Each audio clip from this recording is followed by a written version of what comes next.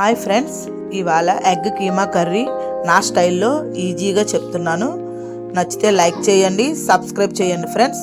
ముందుగానే ఉల్లిపాయలు, పచ్చిమిరపకాయలు, కొత్తిమీర, టమాటాలు కోసుకొని రెడీగా ఉంచుకోవాలి ఫ్రెండ్స్.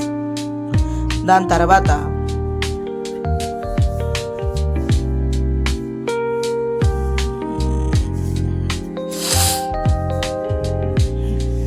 ఒక గిన్నె తీసుకొని నూనె పోసుకొని నూనె వేడెక్కాక ఉల్లిపాయలు వేసుకోవాలి.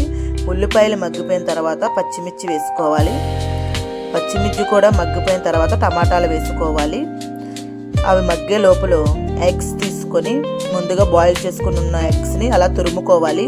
నేను చూపించిన విధంగా చూసి తురుముకోండి. దాని తర్వాత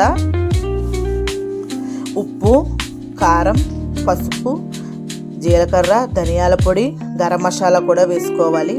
వేసుకున్న తర్వాత అవి బాగా మగ్గడానికి కొంచెం తగినంతగా నీళ్లు పోసుకోవాలి. పోసుకున్న తర్వాత అవి కూడా మగ్గిపోయిన తర్వాత అందులోని ముందుగా తురుము పెట్టుకుని ఉన్న ఎగ్స్ ఉన్నాయి కదా, అవి అందులో వేసేసుకొని మిక్స్ చేసుకోవడమే.